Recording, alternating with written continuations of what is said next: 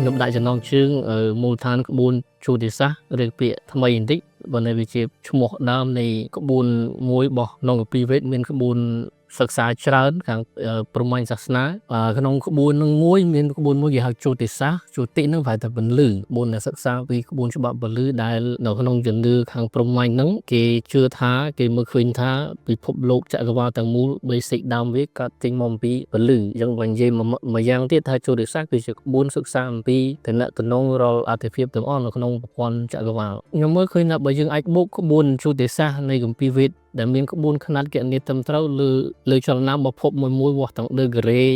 កម្រិតមុំពិភពណាមួយទៅពិភពណាមួយនឹងច្បាស់លាស់អញ្ចឹងហើយជា data ចំពោះខ្ញុំមិនមែនជាគម្ពីរបុរាណនេះតែក្បួនវិទ្យាសាស្ត្រដែលមានអាយុកាលចាស់ជាងវិទ្យាសាស្ត្របច្ចុប្បន្នទៀតព្រោះជាទិន្នន័យដែលបានសិក្សាហើយមើលដានប្រវត្តិសាស្ត្រកើតរឿងដដែលរបស់មនុស្សជាតិហ្នឹងគេប្រមាលមើលសង្កេតឲ្យកត់ត្រាទុកជាបើគិតជា data ហ្នឹងច្រើនជាវិទ្យាសាស្ត្រថ្ងៃទៀតដែលមានអាយុកាលលើស 2000 ឆ្នាំលើសមុនសម័យពុទ្ធទៀតព្រោះជាគម្ពីររបស់ព្រហ្មញ្ញសាសនាមុនពុទ្ធមកទៀតចំពោះខ្ញុំវាជាក្បួនវិទ្យាសាស្ត្រមួយដែលមានអាយុកាលចំណាស់ហើយត្រូវការមនុស្សយើងស្រាវជ្រាវបន្ថែមហើយបើយើងយកក្បួនហ្នឹងមកបូកជាមួយនឹង data សំថ្ងៃដែលមាន digital data ដោយសារខាងជីរ៉ាយើងធ្វើក្រុមហ៊ុនជីរ៉ាយើងធ្វើ service សេវាដែលផ្ដល់ទីប្រឹក្សាទៅលើការងារការប្រែប្រួលអាកាសធាតុយើងមានទិន្នន័យច្រើនទាក់ទងទៅរឿង climate change រឿងការប្រែប្រួលអាកាសធាតុរឿងទឹកជំនន់រឿងព្យុះរឿងជួយដល់អីទាំងអស់នោះវាជា data ក្នុងក្របខ័ណ្ឌ digital បើយើងយកអានឹងមកបូកជាមួយនឹងក្បួននឹងត្រឹមត្រូវហើយបូកជាមួយនឹង AI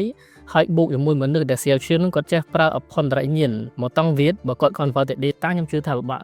តិចពិបាកមើលទៅមុខបន្តិចវានៅមាន limit មិនបើសិនគាត់បូកធាតុ4នឹងចូលនេះខ្ញុំគិតថាហើយគាត់មានជា tool បើគាត់ជា tool ឲ្យវិទ្យាស្ថានស្រាវជ្រាវទៅយើងអាចយកអានឹងមកជួយផែនដីច្រើនពីព្រោះយើងមាន4អស់ហ្នឹងមានឧបករណ៍ហើយហ្នឹងយើងខ្វះតែមនុស្សយកទៅធ្វើការងារហ្នឹងបើសិនជាយើងអាច predict បាន accuracy សុក្រិតភាពបានច្រើនភាគរយអញ្ចឹងមិនអញ្ចឹងយើងអាចជួយមនុស្សបានច្រើនហើយយើងអាចដឹងមុនមើលឃើញទាំងអស់គ្នាថាយើងរស់ក្នុងប្រព័ន្ធព្រះអាទិត្យមួយដែលយើងទាំងអស់គ្នាវិលជុំវិញព្រះអាទិត្យគ្រប់ភពទាំងអស់ទាំងវិច័ន្ទទាំងយើងនិងគ្រប់ភពអំណប់ទាំងអស់គឺវិលជុំវិញព្រះអាទិត្យត clear idea basic នឹងសិនបានយើងអាចបញ្យល់បន្តទៀតហើយពាក្យកលឺមួយទៀតដែលចង់ឲ្យយើងទាំងអស់គ្នាចាប់បានគឺពេលខ្ញុំប្រើពាក្យប្រព័ន្ធព្រះអាទិត្យឬប្រើពាក្យថាប្រព័ន្ធ solar អត់សំដៅលើព្រះអាទិត្យតែមួយទេហើយក៏អត់សំដៅលើភពណាមួយនៅជុំវិញព្រះអាទិត្យដែរតែសំដៅលើរាល់ភពទាំងអស់នៅក្នុងប្រព័ន្ធព្រះអាទិត្យយើងមូលទាំងមូលហ្នឹងហើយប្រព័ន្ធព្រះអាទិត្យពាក្យប្រព័ន្ធព្រះអាទិត្យរបស់យើងនិយាយទៅក្នុងប្រព័ន្ធព្រះអាទិត្យរបស់យើងទេឧទាហរណ៍រូបនេះទាំងអស់ហ្នឹងខ្ញុំរកថាមកប្រព័ន្ធព្រះអាទិត្យកាលណាយើងប្រើពាក្យថានិយាយប្រព័ន្ធព្រះអាទិត្យមួយវិលជុំវិញកញ្ចុំផ្កាយមួយបានបង្កើតពាក់ព័ន្ធជាមួយនឹងសមត្ថរិទ្ធិហ្នឹងចង់ឲ្យយើងទាំងអស់នេះចាប់ concept នៅបានអញ្ចឹងគឺខ្ញុំអត់បាននិយាយថាផែនដីយើងវិលជុំវិញព្រះអាទិត្យទេនេះផែនដីយើងនេះខ្ញុំនិយាយទាំងអស់ហ្នឹងវិលមកអូខេសួរចាប់គ្នាហើយពេលដែលនិយាយថាប្រព័ន្ធព្រះអាទិត្យនេះនិយាយទៅប្រព័ន្ធព្រះអាទិត្យយើងទេក្នុងចក្រវាឡក្នុងលោកធាតុតាំងពីពុទ្ធសាសនាដល់10000សែនលោកធាតុមួយលោកធាតុមួយកាឡាស៊ីមិនដឹងមានប្រមាណប្រព័ន្ធព្រះអាទិត្យទេព្រះអាទិត្យខ្លះធំជាងយើងរាប់រយដងទៀតយើងអត់បាននិយាយដល់រឿងប្រព័ន្ធរបស់គេទេយើងនិយាយទៅក្នុងប្រព័ន្ធព្រះអាទិត្យរបស់យើងឯងចង់មកមើលតាមហ្នឹងមានតែចក្រវាឡហ្នឹងធំធេងគ្មានទីបំផុតដឹងមានអីខ្លះក្នុងហើយខ្ញុំចង់ឲ្យបងប្អូនបានជ្រាបថាមករាកុម្ភៈមីនាមេសាយើងដាក់ជាឈ្មោះខែប៉ុន្តែនឹងអត់សំដៅលើខែទេវាជាឈ្មោះនៃកញ្ចុំផ្កាយមិនផ្កាយមួយទៀតគឺមួយកញ្ចុំដូចយើងពីក្មេងៗយើងចូលចិត្តដេកលើយបងហើយយើងមើលទៅលើមេឃពេលយប់ចាស់គេថាអូកាយកពើសមុទ្រជ្រៀងកាយកូនមន់អីហ្នឹងគឺយើងយកផ្កាយគូសតភ្ជាប់គ្នាវាចេញជារាងសត្វអីយើងហៅអាហ្នឹងថាមួយកញ្ចុំផ្កាយអង់គ្លេសថា constellation ពាក្យ technical term នៅក្នុងតារាវិទ្យានៅតារាសាស្ត្រអញ្ចឹងកញ្ចុំផ្កាយលើមេឃយើងមើលពេលយប់ឃើញច្រើនណាស់ប៉ុន្តែច្រើនអត់ពាក់ព័ន្ធនឹងប្រព័ន្ធព្រះអាទិត្យយើងទេដែលពាក់ព័ន្ធ closely connect ជាមួយមិនថាប្រភពយើងទេជាមួយជីវិតយើងរាល់ថ្ងៃទៀតនោះតែយើងអត់ដឹងគឺមានតែ12ទេគឺរាប់ពីមករាដល់ធ្នូប៉ុន្តែយើងយកកញ្ចុំផ្កាយមកដាក់ជាឈ្មោះខែយើងដោយសារវារៀងមានតំណែងជាមួយយើងប៉ុន្តែរៀងឃ្លានបន្តិចវាស៊ីពេលបន្តិចរយៈពេល30ថ្ងៃបានមានឥទ្ធិពលលើយើងបានយើងដាក់ឈ្មោះកញ្ចុំផ្កាយហ្នឹងយើងយកឈ្មោះភពទាំង7មិញនៅជុំវិញព្រះអាទិត្យមកដាក់ឈ្មោះជាថ្ងៃរបស់យើងព្រោះវាមានតែអានោះខុសគ្នាជាមួយនឹងយើងទេបើនិយាយតាម spirituality មកជ្រុងទៀតយើងតាមពិតយើងមកពីតាណាដឹងឯងពីកាយតាណានោះដែលវាចង់ express វាចង់បង្ហាញខ្លួនវាជាតាមរយៈខ្លួនយើងហ្នឹងហើយបង្ហាញបានតាមរយៈភពទាំង7ហ្នឹងអញ្ចឹងតំណែងខែមក mộtថ្ងៃជាមួយខ្លួនយើងអូខេអានេះឈ្មោះទាំង7ហើយយើងដឹងណាមករាសំដៅលើអីកុម្ភៈសំដៅលើអីមករាសត្វមកលើដូចអត់មាននេះកុម្ភៈសំដៅលើក្អមទឹកមីនាសំដៅលើត្រី2ហើយដល់ពេលអ្នកដែលដាក់ឈ្មោះនោះរាប់ពាន់ម៉ឺនឆ្នាំចំពោះខ្ញុំ10ម៉ឺនឆ្នាំអ្នកនោះគាត់បកកែសង្កេតផ្កានេះមិនដាក់ឈ្មោះជាអញ្ចឹងហើយគាត់មើលឧបនិស្ស័យមិនឧបនិស្ស័យមនុស្សទៀតឧបនិស្ស័យរបស់មនុស្សរាប់លានអ្នកក្នុងយុគសម័យមួយគាត់ដាក់មកហើយយើងវិលតាមហ្នឹងហើយគាត់ថាមកចំទៅយើងឃើញយ៉ាងហ្នឹងអញ្ចឹងបើយើងមើលដានហ្នឹងដែលគាត់បន្សល់ទុកឲ្យយើងដល់ម៉ឺនឆ្នាំហ្នឹងយើងអាចមើលប្រមាលមួយចំនួនទៅអនាគតបានយើងអាចរៀបខ្លួនយ៉ាងហោចក៏យើងអត់ភ័យដែរពេលរឿងអីកើតឡើងក៏ต้องជួយដីឬទៅមុខមានឬច្រើនទៀតព្រោះយើងដឹងថាវាជាដំណើរវិវត្តធម្មតារបស់អាយុកាលរបស់ផែនដីយើងមាន basic គោលគណិតមូលដ្ឋានមិញតកតងរឿងភពហើយនៅព័ន្ធភពហ្នឹងមកកលឺទៀតខ្ញុំចង់ឲ្យយើងមើលវីដេអូនេះពណ៌ខៀវនៅកណ្ដាលនេះគឺកន្លងរបស់ផែនដីវិលជុំវិញព្រះអាទិត្យមិនចឹងម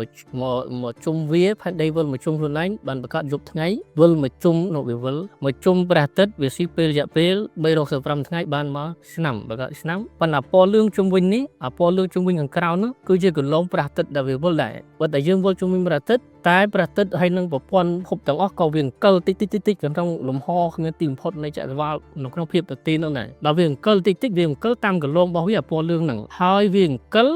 វាអត់ដែលអង្គិលឆ្លងផុតពីកញ្ចុំកាយ12យើងមិញហ្នឹងទេមករាកុម្ភៈយើងរាប់មកនេះដល់បាទយើងមើលផែនដីយើងទៅគេរាប់កញ្ចុំផ្កាយហ្នឹងមិនមែនថាយើងមើលឡើយយើងនៅអញ្ចឹងយប់ហ្នឹងហើយយើងមើលទៅលើអញ្ចឹងឃើញផ្កាយនៅហ្នឹងអត់រាប់យន់ហ្នឹងឯងយើងរាប់យើងមើលបិច្រាស់ព្រះអាទិត្យព្រះអាទិត្យរះហ្នឹងយើងមើលបិច្រាស់ទៅហ្នឹងហើយ background នៅពីក្រោយព្រះអាទិត្យកញ្ចុំផ្កាយអីគេរាប់យន់ហ្នឹងអូខេតន់គ្នាហ្នឹងអញ្ចឹងនៅពីក្រោយវាព្រះអាទិត្យវិលអត់ដែលផុតកន្លងផ្កាយទាំង12ហ្នឹងទេមានន័យថាបើយើងមើលតាមហ្នឹងយើងវិភាគតាមបែបវិទ្យាសាស្ត្រស្រួលយើងរស់នៅក្នុងប្រព័ន្ធព្រះអាទិត្យមួយដែលបើតែភពទាំងអស់ចក្រវាឡទាំងអស់វាអង្គិលវាវិលវាក្នុងវដ្តសង្សារហ្នឹងប៉ុន្តែវាដែលផុតក្រមច្បាប់វាមួយទេប្រព័ន្ធព្រះអាទិត្យវានៅគោរពច្បាប់របស់វាមួយដែរប្រព័ន្ធផែនដីគោរពច្បាប់របស់វាមួយដែរឧទាហរណ៍យើងគោរពច្បាប់យប់ថ្ងៃយើងគោរពច្បាប់នៅក្នុងមួយប្រច័នមកធ្វើលើយើងបង្កើតទឹកសមុទ្រជួននេះប្រព័ន្ធព្រះអាទិត្យខ្ញុំនិយាយមិញហ្នឹងវាជា basic ឲ្យយើងយល់ចូលដល់រឿងសមត្ថរៀនត្រីនៅអង្គរហើយសមត្ថរៀនត្រីនៅអង្គរយើងយល់វាមានប្រយោជន៍អីគោលដៅយើងខំខ្ញុំចង់ឲ្យយើងមកគណនាហ្នឹងឥឡូវចាប់ដើមយើងឃើញរង្វង់វិលជុំវិញមិញណាមកជុំព្រះអាទិត្យហើយនឹងព្រះអាទិត្យក៏វិលជុំវិញក្នុងកញ្ចុំផ្កាយ12ចាប់ពីមករាក៏ជុំផ្កាយមករាឥឡូវពេលដែលយើងនិយាយគ្នាមករាយើងឈប់សម័យតែឈ្មោះខែនេះសម័យតែផ្កាយមកផ្ទាំងនៅ background នៅខោជាពីដានដូចពីដានអញ្ចឹងនៅលើមេឃគ្របពីលើយើងរស់ក្នុងប្រព័ន្ធហ្នឹងពីមករាមកដល់ធ្នូវាមិនវងមួយជុំដល់វងមួយយើងដឹងក្បួនធនីមាត្រអញ្ចឹងឲ្យចិត្តកណិតធនីមាត្រដើម្បីបានមួយជុំវាមិនស្មើ360ដឺក្រេមិនអញ្ចឹងឥឡូវ360ដឺក្រេសុបប៉ុណ្ណឹងសិនមកឥឡូវយើងចូលដល់យមន័យពាក្យសមរាត្រីដោយសារតាមខ្ញុំសន្និដ្ឋាននេះសមរាត្រីខ្ញុំធ្លាប់ឃើញគេផុសក្នុង Facebook ហើយក្នុងវិទ្យុមួយនោះគេថាគឺជាគណៈពេលដែលអំពូលព្រះទឹករះចំអំពូលកូនហ្នឹងគឺជាគណៈពេលដែលយប់នៅថ្ងៃចែកស្មើគ្នាគេឲ្យយំណៃចឹងតែរឿងដែលយើងមើលប្រព័ន្ធមិញទៅអស់ហើយយើងចូលទៅសាសក្បួនយុសាអីទៀតយើងនឹងឃើញថាវាអត់មានរឿងពាក់ព័ន្ធរឿងយប់ថ្ងៃទេយប់ថ្ងៃគាត់យើងនៅផែនដីយើងមានយប់ថ្ងៃបើយើងចេញផុតពីផែនដីទៅក្រៅប្រព័ន្ធមានយប់ថ្ងៃឡើងទៀតមិនចឹងទៅផុតដល់ទីកន្លងនៅហោ space ក៏បាត់យប់ដែរឡើងមានយប់ថ្ងៃអញ្ចឹងវាអត់ពាក់ព័ន្ធនឹងយប់ថ្ងៃទេអ្នកដែលដាក់ឈ្មោះសមរាត្រីហ្នឹងគាត់កន្សប់គាត់នៅមាន limit នៅលើផែនដីនេះបាន consider លើប្រព័ន្ធព្រះអាទិត្យទាំងមូលតែបាតុភូតដដែលហ្នឹងមានចានៅក្នុងសាលាចរិតរបស់យើងតែម្ដងឡាយឹកជាងភាសារបស់យើងមានតែបាតុភូតហ្នឹងធ្លាប់បានសង្កេតតាមមិនមែនធ្លាប់គាត់ធ្វើអង្គអត់ចំហ្នឹងមានគាត់មានចេតនាអីមួយយ៉ាងប៉ុន្តែគាត់បានចាស់ទុកក្នុងសាលាចរិតរបស់យើងដោយប្រើពាក្យថាមិនប្រើពាក្យថាសមរាត្រីទេដូនតាយើងប្រើពាក្យថាវិសុវៈសង្ក្រានឬក៏វិសុវៈគ្រាកហៈសំដៅលើកាន់យកភាសាសំស្ក្រឹតពាក្យហ្នឹងคล้ายមួយជាអង់គ្លេសច្រើនដែរខ្ចីភាសាសំស្ក្រឹតយកទៅប្រើបានទៅកាត់ជា creativity ឬក៏ creation ឬក៏លីមួយនេះទៀតគឺ gravity យើងលើសលីដេនសំស្ក្រឹត gravity សំដៅលើតនាញទម្លាក់នេះសកលមិនយ៉ាងធ្លាក់ខំ gravity ដែល Newton រកឃើញខ្ញុំចង់និយាយពាក្យ gravity ដែលអង់គ្លេសខ្ចីសំស្ក្រឹតយកទៅប្រើហ្នឹងស្មើនឹងពាក្យសំស្ក្រឹតថា graha ឬ kriya ស្មើគ្នាគឺសំដៅលើល្វែងធម្មពលអញ្ចឹងយើងសង្កេតឃើញថាពាក្យហ្នឹងមានប្រើក្នុងសាលាចរិតរបស់យើងដើម្បីមានន័យថាម៉េចទៀតយើងអាចសិក្សាបន្ថែមលើពាក្យវិសុវៈហ្នឹងដល់យមន័យតាមបែបវិទ្យាសាស្ត្រតែម្ដងនោះបាតុភូតសំប្រើពាក្យតាមគេសិនសមរាត្រីហ្នឹងគឺសំដៅលើ zero eris ជាអង់គ្លេសឬនិយាយថាចំណុច មេសាសម្រាប់មេសាខែមេសាចំចំណុច0រកពី0ទៅ0នៃអី0នៃ360 degree ចុះ360 degree វិលកង់ជុំហ្នឹងចំណុចណាលើ0បើចាប់តាណាក៏ដើមទីដែរហ្នឹងអញ្ចឹងដូនតាគាត់មានទាំងដូនតាយើងទាំងដូនតាក្រិចដូនតាអេស៊ីបណាទេបណ្ឌិតបុរាណរាប់ពាន់មុនឆ្នាំគាត់មានក្បួនដើម្បីរកចំណុចចាប់ផ្ដើមដើម្បីវាស់ពីវេលាហ្នឹងចំណុចដែលគាត់រកឃើញ0 degree ហ្នឹងចំណុចដើមទីដំបូងហ្នឹងយើងហៅសម្រាប់រាត្រីនៅហ្មង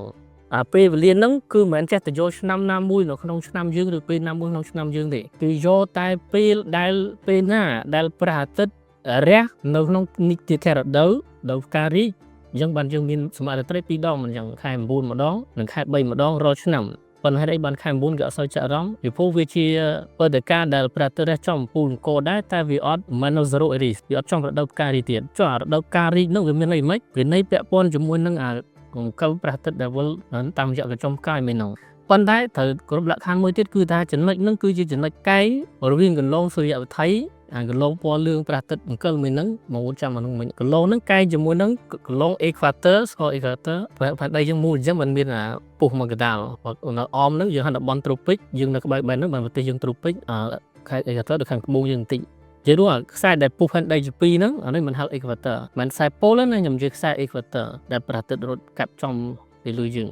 ខ្សែ equator ហ្នឹងលាតត្រង់សន្ធឹងទៅក្នុងអាកាសហើយចំណុចដែលវាកែងជាមួយនឹងកន្លងព្រះអាទិត្យខ្ញុំមានវីដេអូបង្ហាញហ្នឹងចំណុចកែងហ្នឹងកែងគ្នាហ្នឹងហើយព្រះអាទិត្យរស់ចំទៅហ្នឹងហើយយើងឈរ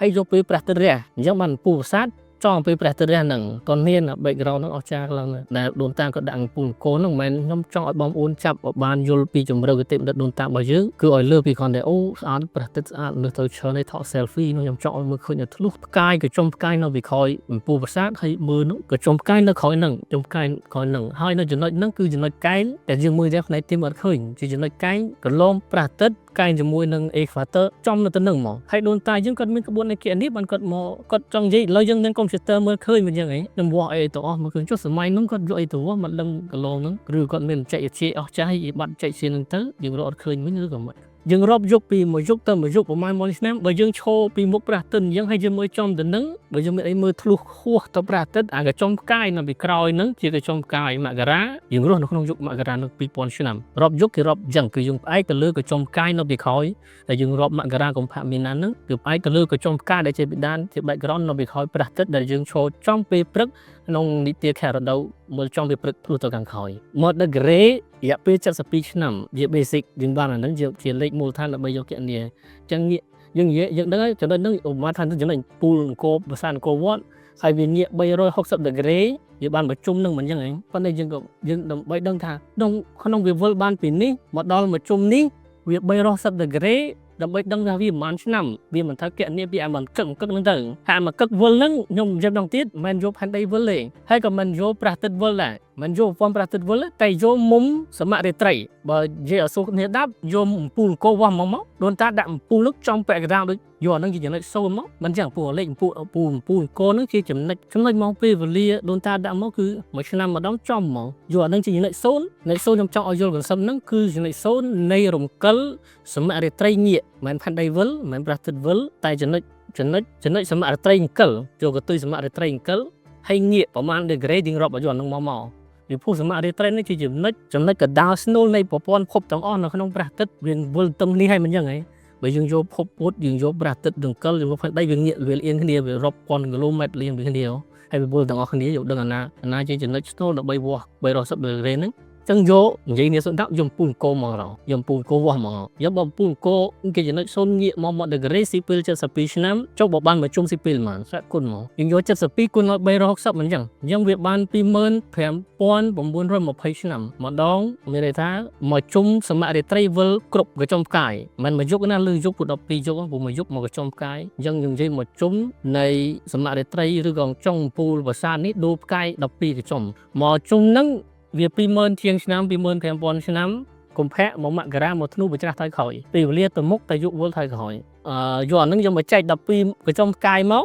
ហើយម្ដងទៀតអត់ឆ្ងល់12មិនចែក12ទេណាមិនព្រមចែក9មិនព្រមចែក13អត់ទេយើងរស់ក្នុង12នោះយកអាហ្នឹងចែក12យើងមិនបានហ្មង2110ឆ្នាំលេខជាក់លាក់នៃមួយយុគម្ដងហើយឥឡូវយើងនៅក្នុង2025មានថាយើងអត់តន់ផុតទេគាត់តែវាពង transitional ពងបដូរខ្ញុំចង់ឲ្យយើងសង្កេត psychology វិវត្តរបស់មនុស្សនេះចាំយើងទាញចូល AI កន្លែងនោះនេះកញ្ចុំផ្កាយ ពីមុខពីរនេះសំដៅលើត្រីពីរនេះអាហ្នឹងគេហៅថាយុគចាប់ដើម beginning ចាប់ដើមនៃយុគមីនាយុគផៃស៊ីមកយើងនិយាយសម័យថាតាំងពី2000ជាងឆ្នាំមុនមកមុនគ្រិស្តសករាជខពុទ្ធបរិនិព្វានបន្តិចពុទ្ធបរិនិព្វានលោកចាក់លោកទៅ543ឆ្នាំមុនគ្រិស្តសករាជមានថាពុទ្ធលោកចូលនិព្វានអស់543ឆ្នាំហើយបានប្រែស៊ូបសូតងាមកយើងមិនចាក់រាប់គ្រិស្តសករាជពីពេលលោកបសូតមកអញ្ចឹងយើងចន្លោះហ្នឹងគឺជាពេល transit កម្មសម័យនោះដែលមានរឿងប្រែប្រួលដូចជាយើងអញ្ចឹងពេញសម័យសាមកុបឲ្យវានោះមនុស្សងប់រង្គាលសម្រាប់ច្រើនជាងយើងនៅជួយដីនេះផងមិនយ៉ាងលីប៉ៃលើកតបតំងងប់ដឹងប្រហែលអញ្ចឹងវាពង transit យកដូចគ្នាប៉ុន្តែយើងមើលវិលវាដាក់ពីឆ្នាំទី1មកចុងជិត2000ឆ្នាំយើងចូលដល់យុគថ្មីជាងនេះលើឆ្នាំ2000យើង2025យើងលើសអានេះទី25ឆ្នាំអញ្ចឹងហើយយើងបើដាក់2000ឲ្យចំមកឲ្យមិនត្រូវពួកយើងកែនេះលេខមិនហ្នឹងយើងយក25920មិញដែលបានមកពី72ឆ្នាំក្នុង1ដឺក្រេនោះនៃអង្គរអង្គលនោះយើងយកអានឹងយកមកចែកមកយើងមិនបាន2000មិន2100ឆ្នាំខ្ទង់ចន្លោះប៉ុណ្ណឹងអាចលៀនតិចតួចអញ្ចឹងមែនតែយើងអត់តន់ចូលដល់យុគថ្មីមកតែយើងនៅ beginning យើងចាប់ដើម transit ដូចមានបៅសក់អញ្ចឹងហើយខ្ញុំចង់ឲ្យយើងចាក់អារម្មណ៍លើពាក្យថា Aquarius ហ្នឹង Aqua ភាសាឡាទីននៅលើទឹក Aqua ហ្នឹងប៉ុន្តែក្នុងរូបដែលតំណាងគ្រប់ជាតិសាសន៍ទាំងអស់យើងឃើញរូបដូចគ្នាគឺយើងមានរូបក្អមអញ្ចឹងខ្មែរយើងក៏ឃើញរូបហ្នឹងអាហ្នឹងចង់មានន័យថាម៉េចខ្ញុំចង់ឲ្យចាក់អារម្មណ៍ហ្នឹងពោលជា key ដែលមនុស្សកាលពីម៉ឺនឆ្នាំមុនគាត់បើកើតអានឹងមកគាត់ចង់ប្រាប់យើងថាមានអីម្យ៉ាងនោះគាត់មិនចេះតែដាក់កែវនេះឬក៏ដាក់រូបកុំព្យូទ័រនោះទេគាត់ដាក់រូបក្អមអញ្ចឹងវាមានរឿងអីដែលគាត់ជាសារគាត់ចង់ប្រាប់នោះមិនណាគេម្នាក់ទៅបង្កើតអានោះទេវាសល់មកគ្រប់គ្នាហើយអានេះ accept ទទួលយកពិភពលោកទាំងអស់គ្នាទទួលយកអានឹងដាក់ក្នុងប្រតិទិនប្រើទាំងអស់នេះបាទអត់មែនយើងទៅឆ្នៃខ្លួនយើងទេយើងរស់កាលពីយុគមុនយើងរស់នៅក្នុងយុគផៃស៊ីយុគមី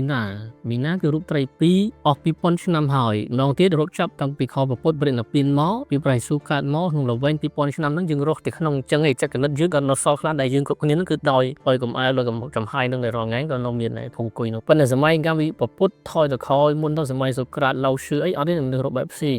ចិត្តគណិតគាត់និយាយគ្នាបែបផ្សេងព្រោះយើងសម័យឡូវនេះសាក់ទៅច្រឡំដេកយកសពទៅងើបក្នុងកតាសម័យអង្គរបែបនិយាយនេះស្ដាប់បាននេះបងអាចប្រើភាសាអាចនិយាយប្រើពាក្យខ្លះនៅប្រើប៉ុន្តែ concept អូដឹងអានេះនិយាយរឿងអីស្ដាប់អ្នកយកអញ្ចឹងក្នុងល្វែង spicy ល្វែងយើងរស់មីណា2000ឆ្នាំមុនយើងរស់នៅក្នុងត្រី2នឹងសម្រាប់លើធរគូខុសត្រូវសក្រៅសខ្មៅឯងញែកគ្នាត្រាស់ដឹងផ្សេងលោកកេផ្សេងលោកកុត្រៈផ្សេងអីហ្នឹងបាទជួយចិត្តបកានអញ្ចឹងគ្រិស្តបានញែកសាសនាម្ដុំជាមេដឹកនាំជាអ្នក follow អ្នកដឹកនាំដំណើរអីយ៉ាងក្នុងប្រព័ន្ធសង្គ្រាមហ្នឹងយើងមកឃើញមកគឺរបៀបអញ្ចឹងសប្តាហ៍យើងនៅខ្លះអញ្ចឹងប៉ុន្តែយើងមើលឃើញនៅនៃការនោះរៀងសាបតិចដោយសារការវិខពីមាន digital មករៀងនៅនៃការនោះរៀងលុបតិចដោយសារយើងកំពុងតែដូរតិចចិត្តគណិតយើងដូរបែបថ្មីយើងនឹងរស់ក្នុងយុគមួយថ្មីដែលលែងរស់ក្នុងធរគូដូចមុនប្រហែលហើយតែរកបែប Aquarius សំដៅលើ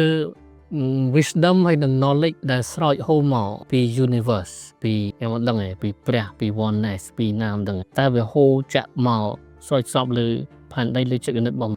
យើងឃើញជាក់ស្ដែងទាំងក្នុងន័យសាសនានិងក្នុងន័យបច្ចេកវិទ្យាវិទ្យាសាស្ត្របើក្នុងន័យបច្ចេកវិទ្យាសាស្ត្រយើងឃើញ knowledge នឹងហូរស្រោចអត់មានទីផុតតាមរយៈបច្ចេកវិទ្យា digital តាំងពី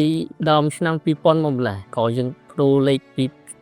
1000ជាងជួប2000ចាប់ដើមយុគថ្មីហ្នឹងដល់ហ្នឹងយើងមិនមាន Facebook តាំងពីឆ្នាំនេះ12 13ហ្នឹងខ្ញុំណាទេខ្ញុំភ្លេចដែរប៉ុន្តែពេលយើង digitalize មកយើងចាប់ដើមហូរស្រោចដោយព័ត៌មានចែកជា data គ្មានទីបំផុតហើយ AI ដែលចូលមកនេះគឺរត់ទេមិនអញ្ចឹងឥឡូវយើងចង់ដឹងអីក៏អត់បើចង់ខ្ញុំអ្នកចាក់អារម្មណ៍រឿងទស្សនវិជ្ជារឿងសាសនារឿងតាស់ដឹងអីទៀតចង់ជួបឡៅឈឺខ្ញុំអត់ចង់បាច់ទៅណាទេមិនអញ្ចឹងឆែកមកផ្លែតជួបសូក្រាតក៏បានដែរមិនអញ្ចឹងលឿនជាងសម័យណាពីដើមចង់ទៅជួបឡៅឈឺមិនត្រូវ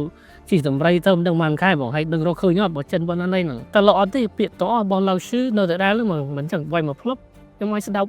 ផ្ទាល់បានមិនអញ្ចឹងភាពហូរស្រោចនៃបច្ចេកវិទ្យាក្នុងនៃ algorithm ក្នុងនៃក្អមហ្នឹងគឺវាធ្វើឲ្យមនុស្សងាយ access ទៅលើ knowledge គាត់អាចប្រើហ្នឹងដើម្បី leverage potential របស់ខ្លួនគាត់បានបើក្នុងនៃខាងសាសនាវិញវាជាសម័យ awakening សម័យត្រាស់ដឹងសម័យភ្ញាក់ទឹកនេះនៅលើហូរនៃ wisdom ដែលមានទីបំផុតដែលបើគាត់ងាកមកអញ្ចឹងទៅលើណាបានគាត់អ្នកសម្រាប់និយមអ្នកបច្ចេកវិទ្យា AI technology គាត់នឹងពោពីមកហើយយើងសម័យមើលថាយើងកំពុងតែនៅដើមទីវងមិនអញ្ចឹងហើយទីទៅប្រហែលឆ្នាំនឹងបើ AI ទៅបានប្រហែលនេះចុះ2000ឆ្នាំទៀតដែលយើង